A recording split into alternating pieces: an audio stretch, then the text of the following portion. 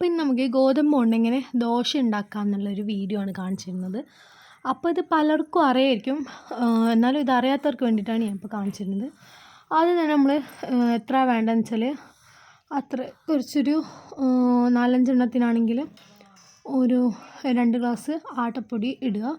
അതിനുശേഷം ഒരു 1/2 സ്പൂൺ ഉപ്പും ഇട്ട് നന്നായി മിക്സ് ആക്കിയതിന് ശേഷം നമ്മൾ വെള്ളം ഒഴിച്ച് കൊടുക്കുക.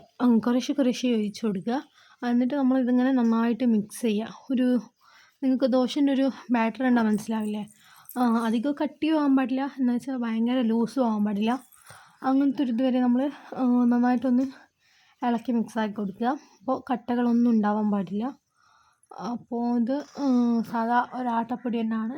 അപ്പോൾ ഇത് നന്നായിട്ടൊന്ന് ഇളക്കിയെടുത്ത്, ഇതിപ്പോൾ ഹെൽത്തിയൊക്കെ നോക്കുന്ന ആൾക്കാരാണെങ്കിൽ, ഹെൽത്തി ആയിട്ടുള്ള ഫുഡ് ഐറ്റംസ് മാത്രമാണ് കഴിക്കുന്ന ആൾക്കാരാണെങ്കിലും ഡയറ്റൊക്കെ എടുക്കുന്ന ആൾക്കാർക്ക് വളരെ പെട്ടെന്ന് തന്നെ ഉണ്ടാക്കാൻ പറ്റും.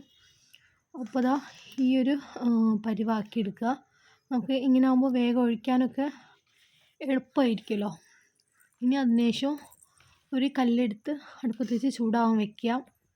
അപ്പോൾ അത് നന്നായിട്ടൊന്ന് ചൂടായി വരുന്ന സമയത്ത് നമുക്ക് കുറച്ചൊന്ന് എണ്ണ ആക്കി കൊടുക്കുക. അപ്പോൾ എണ്ണ ആക്കാതെ ചൂടുന്നതാണ് ഏറ്റവും നല്ലത് കേട്ടോ. അപ്പോൾ എനിക്ക് ഓർമ്മയില്ലാതെ ഞാൻ കുറച്ച് എണ്ണ ആക്കി പോയിട്ടുണ്ട്. അപ്പോൾ എണ്ണ ആക്കിയാലുള്ള പ്രശ്നം എന്താണെന്ന് വെച്ചാൽ, ഇത് നമ്മളിങ്ങനെ ഇതിങ്ങനെ ചുറ്റിച്ചെടുക്കുമ്പോൾ വേഗം നമ്മുടെ കയ്യിലിങ്ങനെ പറ്റിപ്പോവും, മര്യാദയ്ക്ക് കിട്ടത്തില്ല. അങ്ങനെയാണ് ഒരു പ്രശ്നം ഉണ്ടാവും. അപ്പോൾ ശരിക്കും ഇത് എണ്ണ ആക്കാതെ നമ്മൾ ആദ്യം തന്നെ കല്ലിൽ ഒഴിച്ചതിന് ശേഷം വേണമെങ്കിൽ സൈഡിലൊക്കെ എണ്ണ ആക്കുക. ഇനിയിപ്പോൾ എണ്ണ ഒഴിച്ചില്ലെങ്കിൽ കുഴപ്പമൊന്നുമില്ല. അപ്പോൾ എണ്ണ ഒഴിച്ചുകൊണ്ടാണ് ഇങ്ങനെയൊക്കെ ആയത്. അപ്പോൾ കുറച്ച് സമയം ആയതിനു ശേഷം നമുക്കിതൊന്ന് ഒന്ന് മറിച്ചിട്ടിട്ട് ഈ ഭാഗം കൂടി ഒന്ന് വേവിച്ചെടുക്കുക. അപ്പോൾ ഞാനിത് കുറേ ഒന്നും എണ്ണ ഒഴിക്കുന്നില്ല, കുറച്ചൊന്ന് ജസ്റ്റ് ഒന്ന് മൊരിഞ്ഞ് വരാൻ വേണ്ടിയിട്ടാണ് ഇങ്ങനെ ഒഴിച്ചത്. അതിനുശേഷം ഇത് മറിച്ചെടുത്തിട്ട് ഇപ്പുറത്തെ ഭാഗം കൂടി ഒന്ന് വേവിച്ചെടുക്കാം. ഇനി ഞാൻ ഈ കല്ലിൽ നമ്മൾ ഫസ്റ്റ് അതിൽ എണ്ണ ഒന്നും ഒഴിക്കാതെ ഞാനൊന്ന് ചുറ്റിച്ചെടുത്ത് കാണിച്ചിടാം. അപ്പം നല്ല പെർഫെക്റ്റ് ആയിട്ട് തന്നെ കിട്ടും.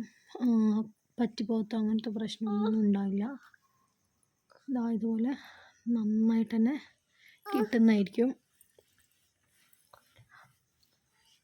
അപ്പോൾ ദോശയൊക്കെ ഉണ്ടാക്കുന്ന സമയത്ത് ആദ്യം എണ്ണ ഒഴിക്കാതിരിക്കുന്നതാണ് ഏറ്റവും നല്ലതെന്ന് എനിക്ക് തോന്നുന്നത്.